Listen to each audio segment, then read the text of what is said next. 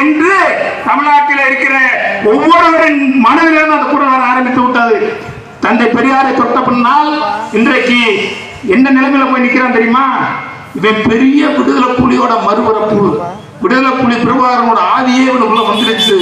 இவன் ஏதோ தமிழ்நாடு தமிழெல்லாம் வாங்கி தர போற பெரிய ஆள் நினைச்சுக்கிட்டு ஊருக்கு 10-20 மனநோய் பாதிக்கப்பட்ட தம்பியை சுத்திக்கிட்டு இருந்தான். இப்ப என்ன சொல்ல ஆரம்பிச்சுட்டான்? பேரறிஞர் கட்சி ராஜாங்க, பிரசாந்த் கிஷோர் கூட்டு வர்றீங்க, இங்க பேரறிஞர் கட்சி ராஜாவே இருக்காருன்றான். அதை விட என்னன்னு சொல்ற, ராபின் சர்மாவை கூட்டி வரீங்களே, அவனை விட 1000 மடங்கு அறிவில் சிறந்த என் தம்பி ரங்கராஜ் பாண்டே இருக்கு. பூரா பார்ப்பேன், அதை பேசுறப்ப பாருங்க, இந்த தாத்தன் வாரிசி வாரிசு ஐயர் இல்லையா, அந்த அளவு சேர குழுகிறவன் இல்லையா, சேரன் மாதிரி இல்ல.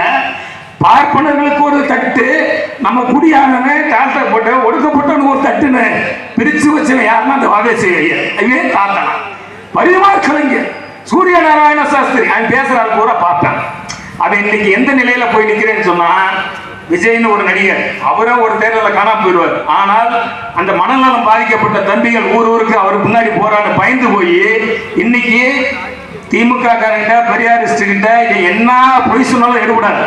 அடுத்த பொய்ய நம்பிக்கிட்டு இருந்த மனநலம் பாதிக்கப்பட்ட தம்பிகளும் இன்னைக்கு அந்த நடிகர் முன்னாடி போக ஆரம்பிச்சிட்டான்.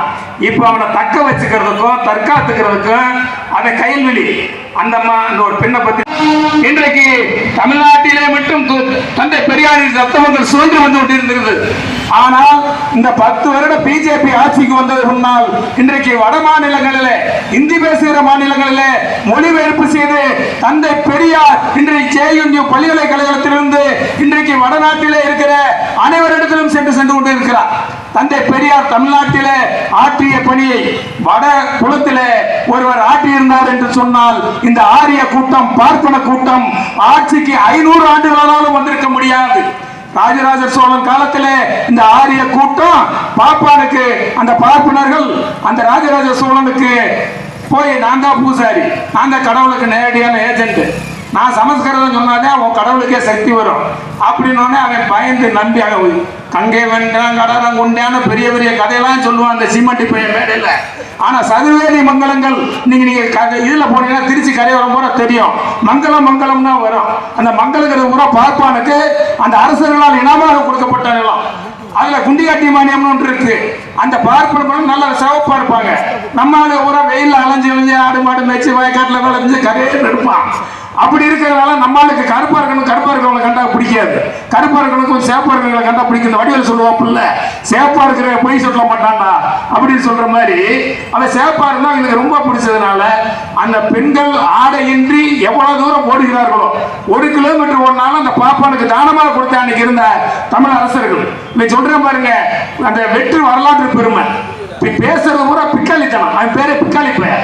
பிரபாகரனின் அண்ணன் மகன் கார்த்திக் மனோகரன் அவன் முகத்தினை கிழித்தெறிந்தவுடன் அந்த வெப்பம் தாங்காமல் மேடையில அங்க இருக்கிற பேட்டி தெரிகிறான். அங்க இருக்கிற செய்தியாளர்கள் ஒரு பெண் கேட்கிறாங்க, இந்த மாதிரி பிரபாகரனோட அண்ணன் மகன் நீங்க சொன்னதெல்லாம் பொய் என்று சொல்கிறார்களே, நீங்க சொன்னது உண்மையா பொய்யா ஆதாரம் கொடுங்கன்னு கேட்டோன்னே அதை கிடக்கிற பிக்காளி பையன்றான். யார? பிரபாகரன் பேரை சொல்லி உடல் வளர்த்து உயிர் வளர்த்து உல்லாச மாளிகையிலே இருக்கிற அவனை தவறான வார்த்தைகள் வந்துவிடக்கூடாது, தடித்த வார்த்தைகள் வந்துவிடக்கூடாதுன்னு பொறுமையா பேசுறேன். அவன் பேசுறான், பிரபாகரன் என்னமான பேசினோடனே ஒவ்வொருத்தனா வர ஆரம்பிச்சிட்டான். அந்த படம் எடுத்தேன்னு சொன்ன சந்தோஷம் வந்துட்டான், அந்த படம் எடுத்தேன்னு சொன்ன அமரதாசம் வந்துட்டான். இருக்கிற பூரா சொல்லிட்டான், இதே பிராடு, இதே பக்கா பிராடு. எப்ப இருந்து சொல்ல ஆரம்பிச்சான்? அவன் தந்தை பெரியாரை தாயோடு மகளோடும் தங்கையோடும் உறவு கொள்ளலாம் என்று பெரியார் சொன்னாரே, இது நீங்க கேட்பீங்களான்னு கேட்டான்.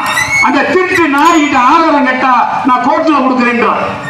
அப்ப ஆதாரம் இல்லாம எங்கடா பேசுறீங்கன்னா விடுதலையில இருக்கு வீரமணி அங்க இருக்கிற பெரியார் ஒழிச்சு வச்சிருக்காருன்னு சொல்றான்.